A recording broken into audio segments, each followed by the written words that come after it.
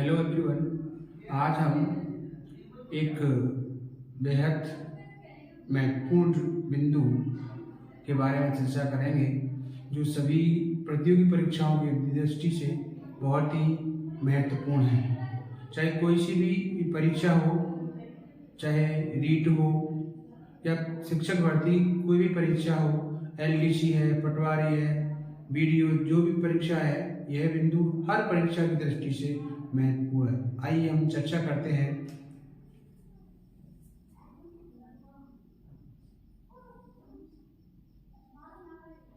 काल। दोस्तों, ये काल क्या होता है, क्या परिभाषा होती है और किस तरह इसको पहचानेंगे, क्या इसके भेद होते हैं, आज की क्लास में हम बहुत ही अच्छी तरह से पढ़ेंगे। आइए सबसे पहले देखते हैं कि काल कहते किसे हैं।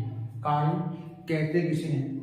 तो सिंपल सी परिभाषा है कि क्रिया के घटित होने के समय को काल कहते हैं। यानी कि जिस समय क्रिया घटित होती है वह समय उसका काल कहलाता है। क्रिया के घटित समय को क्या कहते हैं? काल कहते हैं। क्रिया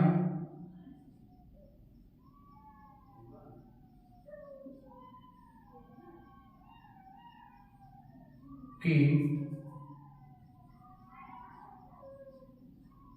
घटने का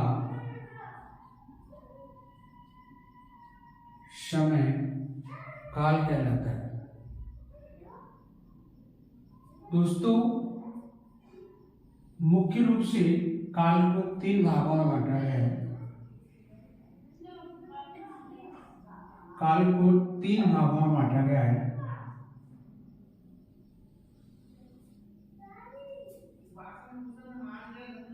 पहला है भूतकाल,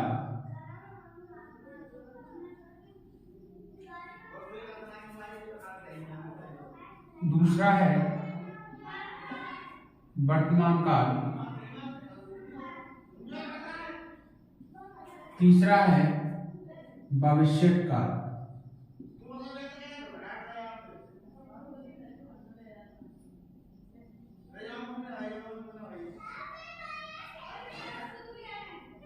अब इधर देखा जाए कि यहाँ देखें कि काल को 3 भागों में बांटा गया है। पहला काल है भूतकाल, दूसरा काल है वर्तमान काल और तीसरा काल है भविष्य काल। एक तो प्रश्न यही से बनता है कि काल का वर्गीकरण कितने भागों में किया गया है? तो 3 भागों में, भूतकाल, वर्तमान काल और भविष्य काल। अब दोस्तों आगे चलते हैं, इनके भी भेद किए गए हैं। तो जो भूतकाल होता है उसके 6 भेद माने गए हैं। पहला भेद होता है सामान्य भूतकाल। भूतकाल का पहला भेद सामान्य भूतकाल, दूसरा होता है पूर्ण भूतकाल,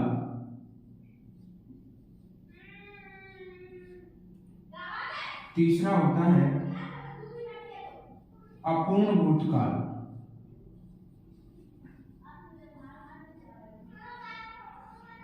तीसरी के बाद चौथा है आसन्न भूतकाल।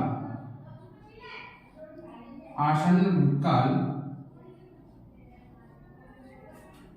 पांचवा है संदिग्ध भूतकाल।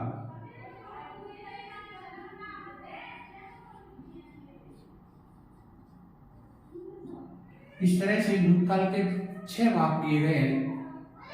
सामान्य भूतकाल, पूर्ण भूतकाल, अपूर्ण भूतकाल, संदिग्ध भूतकाल और आपका एक है और हेतुमय भूतकाल। हेतु मद भूतकाल। इस तरह से भूतकाल के 6 भेद हो गए। इसी प्रकार से वर्तमान काल को भी बांटा गया है। पहला है सामान्य वर्तमान काल,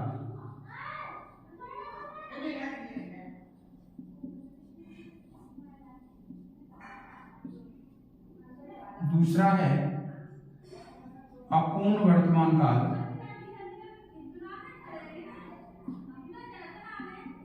अपूर्ण वर्तमान काल तीसरा है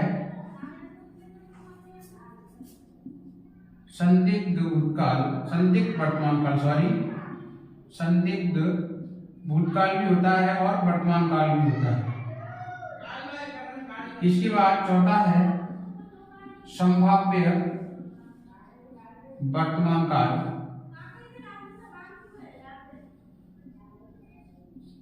और पांचवा है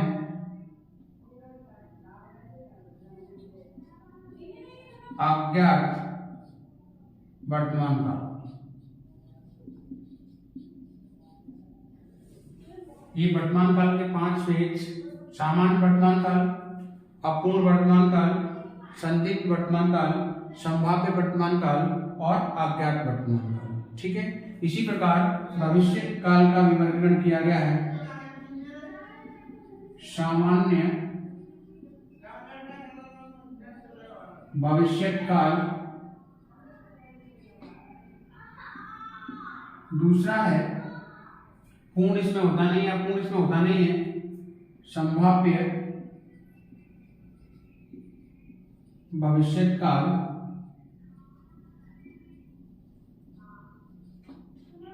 तीसरा है अज्ञात भविष्य काल,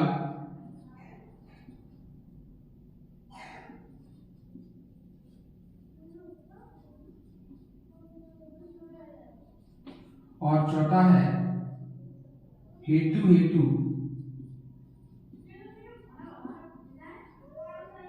मध्य भविष्य काल।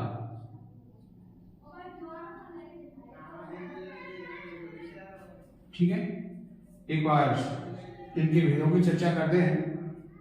भूतकाल के 6 भेद, वर्तमान काल के 5 भेद और भविष्य काल के 4 भेद। ठीक है, भूतकाल के 6 भेद कौन कौन से हैं?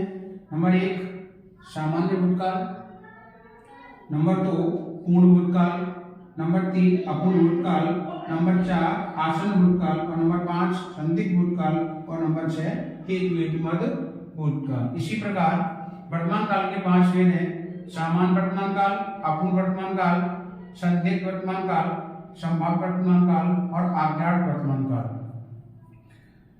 भविष्य काल के 4 भेद हैं: संभाव्य भविष्य काल, सामान्य भविष्य काल, संभाव्य भविष्य काल, अज्ञात भविष्य काल और हेतु मध्य भविष्य काल। अब एक एक करके इनको देखते हैं। यहाँ तक जो था वो बहुत ही आसान था, आसानी से हम याद कर सकते हैं इनको, कौन कौन सा वर्गीकरण है। अब समस्या यहाँ से स्टार्ट होती है कि हम कैसे पहचानेंगे कौन सामान्य भूतकाल है, सामान्य वर्तमान काल है, सामान्य भविष्य काल है। ठीक है, तो हम बहुत ही जटिलता से, बहुत ही जटिल बिंदु है ये, इसको सरलता से हम पढ़ेंगे। एक एक गहन बिंदु, एक एक की चर्चा गहनता से करेंगे, ताकि जो परीक्षाओं में जो उदाहरण आते हैं, जो एग्जाम्पल आते हैं, उनको हम आसानी से पहचान सकें। ठीक है, एक बार इनको आप नोट कर लीजिए। ठीक है, कि वर्तमान काल, भविष्य काल और भूतकाल के कौन कौन से भेद होते हैं। प्रश्न यहाँ से भी बन सकता है कि निम्न में से कौन सा वर्तमान काल का एक भेद नहीं है, निम्न में से कौन सा भूतकाल का एक भेद नहीं है, निम्न में से भविष्य काल का कौन सा एक भेद नहीं है, या फिर उदाहरण देके ये पूछ सकता है। ठीक है, एक बार आप नोट कर लीजिए।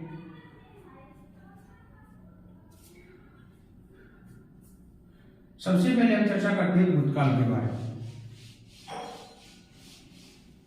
सबसे पहले आज की क्लास में हम चर्चा करेंगे भूतकाल के बारे में। तो काल हमने देखा, क्रिया के घटने का समय काल क्या रहता है। काल के 3 भेद होते हैं: भूतकाल, वर्तमान काल और भविष्य काल। आज का हमारा मुख्य बिंदु है भूतकाल।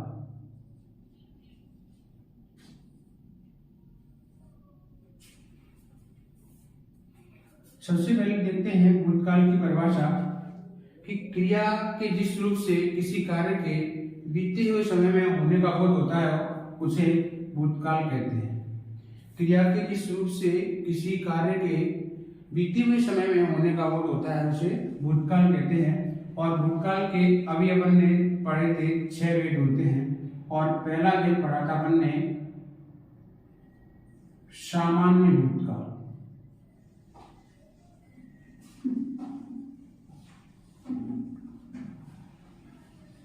अब सामान्य भूतकाल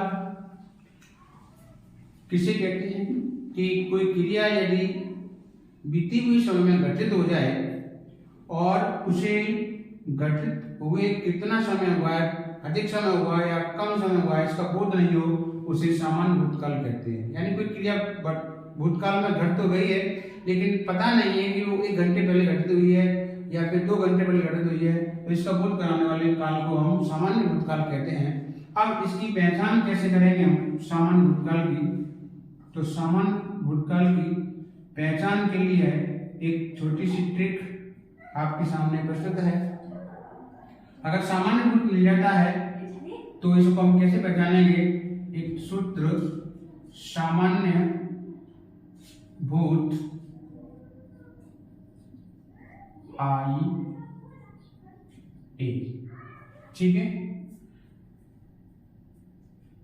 अगर क्रिया के अंत में आ, ई और ए आए तो वहां सामान्य भूतकाल होता है। जैसे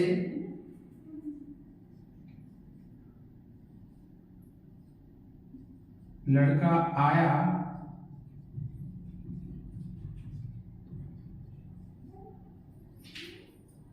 लड़की आई,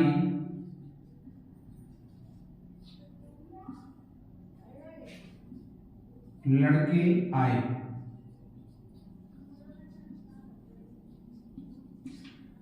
सामान्य भूत आई ये पहचान हमें याद रखनी है कि किस तरह से हम सामान्य भूतकाल को पहचानेंगे, ठीक है। पहचान के तौर पे हमें मिलेंगे आ, ई, ए, ओ। देखिए ये आ, ई और ए सामान्य भूतकाल की पहचान सिंपल सी परिभाषा है, सिंपल सी पहचान है। तो इसको देखकर हम आसानी से पहचान सकते हैं कि ये कौन सा काल है, सामान्य भूतकाल है या कौन सा काल है, ठीक है। अपन को ये याद रखना है कि इसके लास्ट में क्या आता है, ठीक है। अगर इसको हम याद रखेंगे तो चाहे कोई सी भी परीक्षा हो हम आसानी से इसको पहचान सकते हैं कि सामान्य भूतकाल है या नहीं है। अपन को लास्ट में देखना है कि क्रिया के अंत में क्या आ रहा है, आ, ई और ए आ रहा है, तो डेफिनेटली कौन सा काल होगा, सामान्य भूतकाल होगा, ठीक है। भूतकाल होगा और भूतकाल में भी कौन सा होगा, सामान्य भूतकाल। इस सिंपल सी एक पहचान मैंने आपको बताई है कि सामान्य भूत है।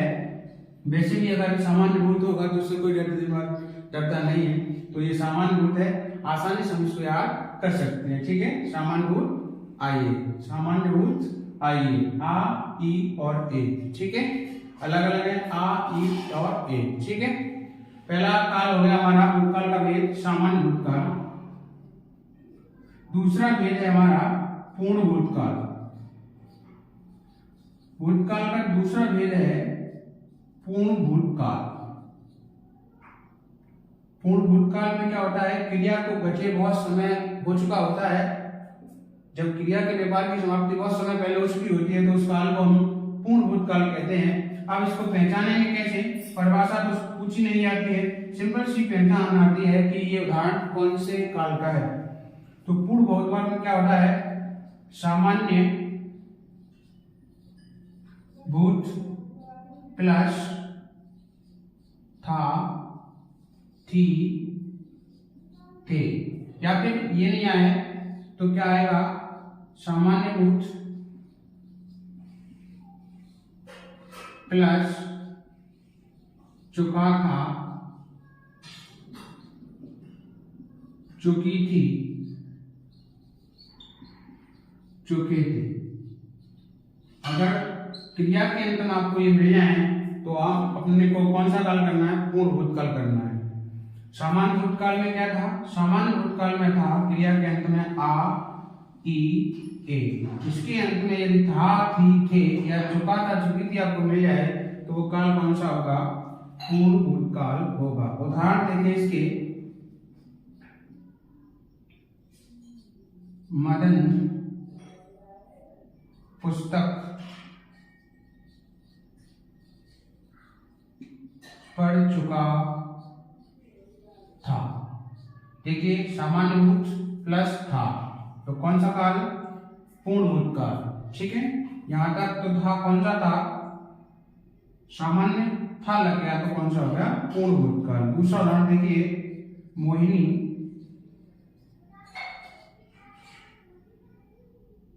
ने खाना खाया था। ठीक है, ये दोनों ही उदाहरण किसके हैं? पूर्ण भूतकाल के। एक बार आप इसको नोट करिए, दोनों ही पहचान बेहद महत्वपूर्ण है।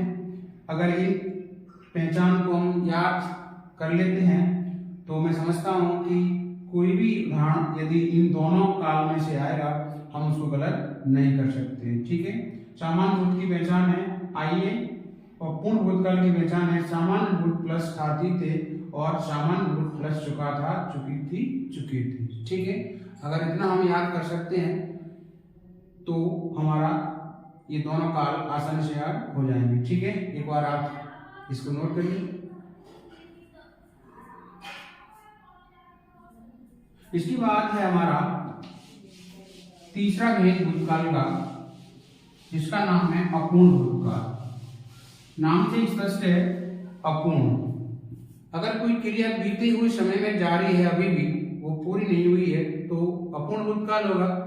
यानी कि क्रिया के रूप से ये पता चले कि कोई काम बीते हुए समय में जारी शुरू हुआ था और अभी भी चल रहा है, तो उसे क्या कहेंगे? अपूर्ण भूतकाल कहेंगे। ठीक है, जब क्रिया के इस रूप से किसी कार्य के बीते हुए समय में जारी रहने का बोध होता है उसे अपूर्ण वर्तमान काल कहते हैं। तो तीसरा भेद है हमारा अपूर्ण भूतकाल। अपूर्ण भूतकाल की पहचान कैसे करेंगे? अपूर्ण भूतकाल की पहचान के लिए क्रिया के अंत में, दोस्तों क्रिया के अंत में आपको दिखाई देगा, क्या दिखाई देगा? रहा था, रही थी, रहे थे आदि शब्द आपको दिखाई देंगे। कौन से काल में? अपूर्ण भूतकाल के अंदर। जैसे मैं पुस्तक लिख रहा था,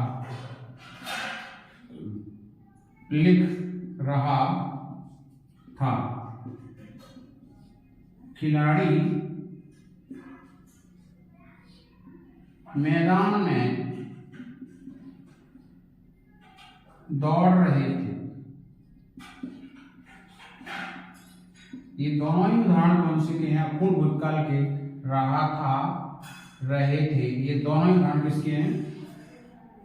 अपूर्ण भूतकाल के। चौथा उदाहरण है हमारा आसन्न भूतकाल। आसन्न भूतकाल क्या है? कि क्रिया को घटित ज्यादा समय नहीं हुआ है, अभी अभी घटित हुई है और बीते हुए समय में घटित हुई है, इसका बोध कराने वाले काल को हम भूतकाल कहते हैं। कौन सा भूतकाल कहते हैं? आसन्न भूतकाल। और इसकी पहचान कैसे करेंगे अपन? इसकी पहचान है सामान्य भूत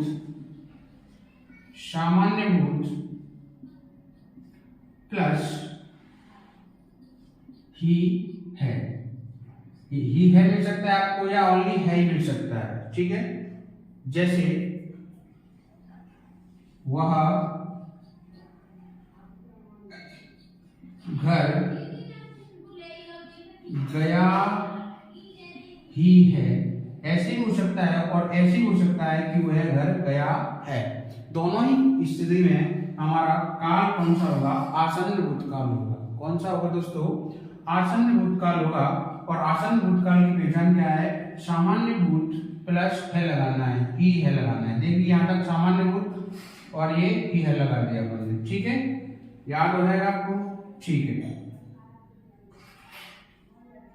दूसरा उदाहरण देख लो।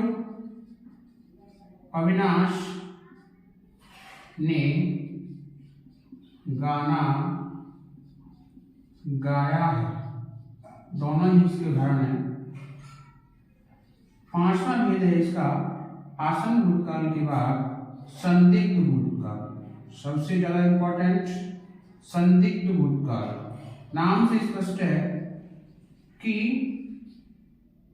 क्रिया के जिस रूप से बीते हुए समय किसी कार्य के होने में संदेह हो उसे संदिग्ध भूतकाल कहते हैं। और इसकी पहचान कैसे करेंगे? इसकी पहचान है सामान्य भूत प्लस होगा, होगी और होंगे। या तो आपको ये मिलेगा या फिर मिलेगा सामान्य भूत प्लस चुका होगा, चुकी होगी, चुके होंगे। ये आपको दिखाई देंगे। ठीक है, एक एग्जांपल देखिए।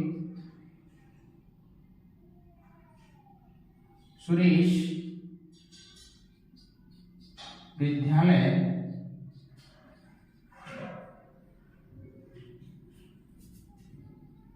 पहुंच चुका होगा।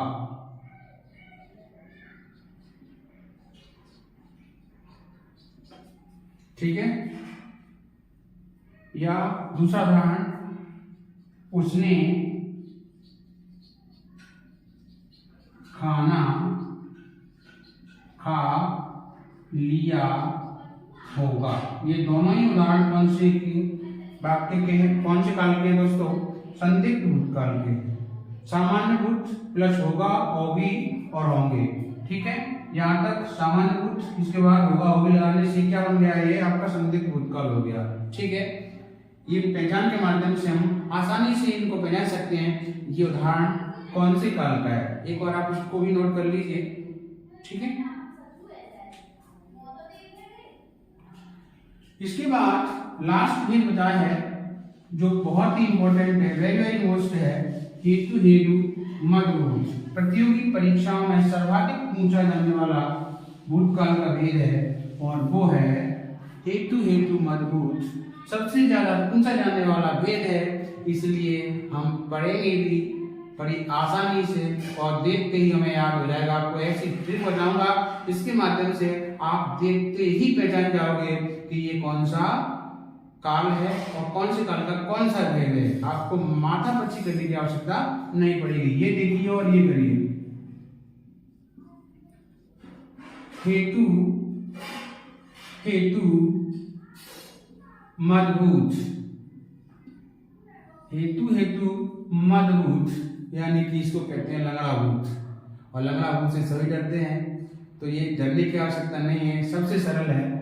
अगर हेतु हेतु मदभूत काल क्या है? अगर परिभाषा की बात करें कि क्रिया के जिस रूप से बीते कोई क्रिया है और बीते काल में एक क्रिया के होने एक क्रिया जो होती है वो दूसरी क्रिया पर डिपेंड रहती है, तो वहां कौन सा काल होता है? हेतु हेतु मदभूत काल होता है। इसकी पहचान क्या है? पहचान है दोस्तों ता, ती, ते, तो, ता, ती, ते। यानी ता, ती, ते प्रारंभ में, इसके बाद तो लगा दो और तो के बाद में ता, ती, ते। यानी कि सिंपल भाषा में क्या कहें? ता, ती, ते, तो, ता, ती, ते। हेतु हेतु मदभूत काल ताती, ता, ती, ते, तो, ता, ती, ते। ये हेतु हेतु मदभूत काल का उदाहरण है। कैसे है देखिए। यदि मैं पढ़ता तो उत्तीर्ण हो जाता।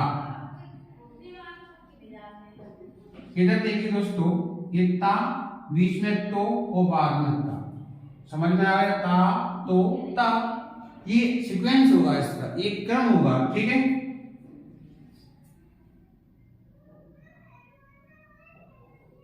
इसके बाद यदि वर्षा होती तो फसल अच्छी होती। देख लीजिए, यहां थी तो यहां थी बीच में तो। ठीक है, एक नोट लगाइए। एक नोट है कि हेतु मत भूतकाल के जितने भी उदाहरण हैं वो सारे उदाहरण अर्थ के आधार पर वाक्य का एक भेद होता है, संकेतार्थक वाक्य उसके उदाहरण होते हैं। हेतु मद भूतकाल के सभी उदाहरण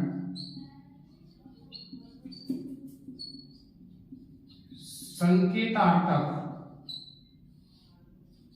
वाक्य के